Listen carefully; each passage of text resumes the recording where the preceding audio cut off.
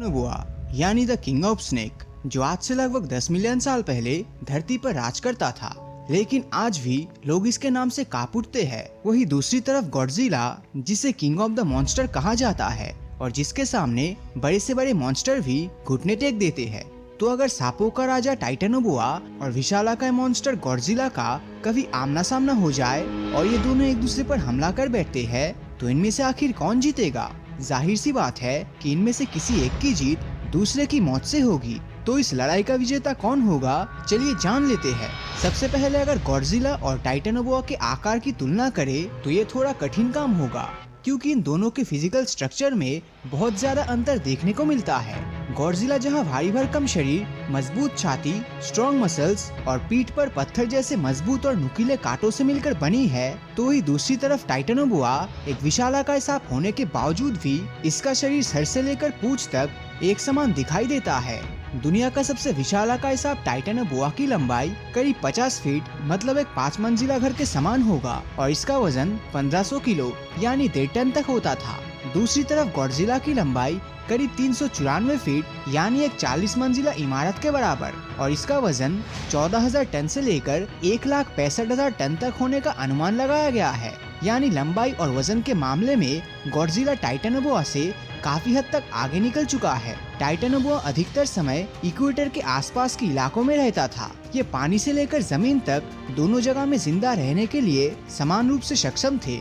वही अगर गॉडजिला की बात आती है तो ये एक समुद्री दानव होने के नाते पानी के अंदर ही रहता है, लेकिन ये जमीन पर भी अपने दुश्मन को हराकर उसका काम तमाम करने की भरपूर क्षमता रखता है। इन दोनों के ताकत की अगर बात करें तो टाइटनोबोआ अपने ताकत के बल पे बड़े से बड़े डायनासोर्स को भी खत्म कर सकता था। ये ज्यादातर अपने शिकार को कुंडली में जकड़ कर उसका दम घोट कर उसे पूरा का पूरा निगल लेता था। ये अपने दुश्मन के ऊपर 400 पाउंड पर स्क्वायर इंच का दबाव डालता था, जिससे शिकार की ज्यादातर हड्डियां दबाव के चलते टुकड़ों में बदल जाता। ऐसा भी कहा जाता है कि टाइटनोबोआ दुनिया के सबसे बड़े डायनासोर टीरेक्स को भी मिनटों में मूंगफली के छिलकों की तरह मसल सकता था। तो वही दूसरी तरफ गॉडजिला का सबसे ताकतवर अटैक है एटॉमिक ब्रेथ। गॉडजिला जब चाहे तब अपने मुंह से प्लाज्मा बीम निकाल सकता है, जिससे हजारों मीलों तक जितना भी जिंदा प्राणी है वो रेडिएशन के चपेट में आकर तड़प तड़प कर मरने लगते।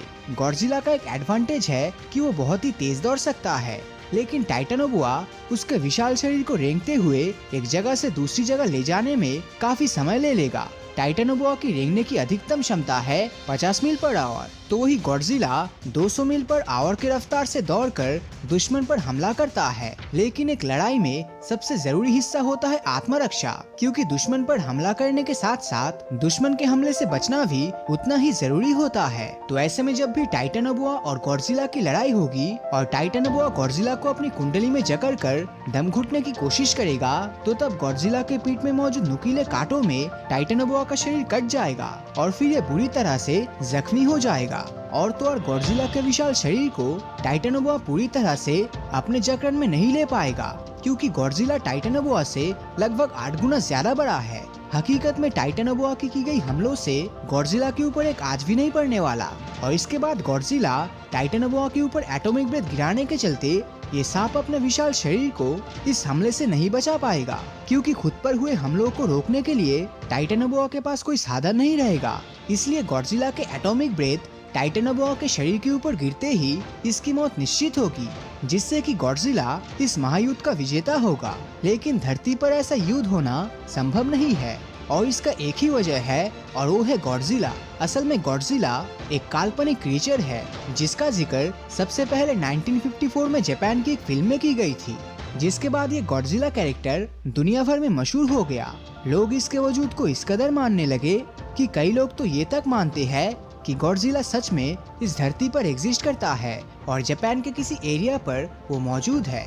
उन लोगों का कहना है कि गॉडजिला को उसका सारा पावर जापान के हिरोशिमा और नागासाकी के ब्लास्ट के बाद उत्पन्न होने वाली खतरनाक रेडिएशन से मिलती है। पर आपको तो पता ही है ऐसा होना प्रैक्टिकली पॉसिबल ही नहीं। तो इसीलिए गॉडजिला जैसे मिथिकल क्रीचर के साथ टाइटनोबोआ जैसे सचमुच एग्जिस्ट करने वाले सांप की पावर की तुलना करना सही नहीं होगा। और अगर इमेजिनेशन के खातिर ये तुलना भी होती है तो हर एंगल से इस मुकाबले में गॉडजिला की ही जीत होगी। तो आपके मुताबिक अगर इन दोनों में लड़ाई हो जाए तो इनमें से कौन जीतेगा, नीचे कमेंट करके जरूर बताएं। और अगर ये वीडियो आपको अच्छा लगा हो तो इस वीडियो को लाइक और अपने दोस्तों के साथ शेयर करना मत भूलना। और अगर अभी तक आपने हमारे चैनल को सब्सक्राइब नहीं किया है तो सब्सक्राइब करके नोटिफिकेशन बेल को ऑन कर दीजिए, क्योंकि मैं ऐसे ही वीडियोस हर हफ्ते लाता रहता हूँ। तो मिलता हूँ आपसे अगले वीडियो में, और हमेशा की तरह थैंक्स फॉर वॉचिंग।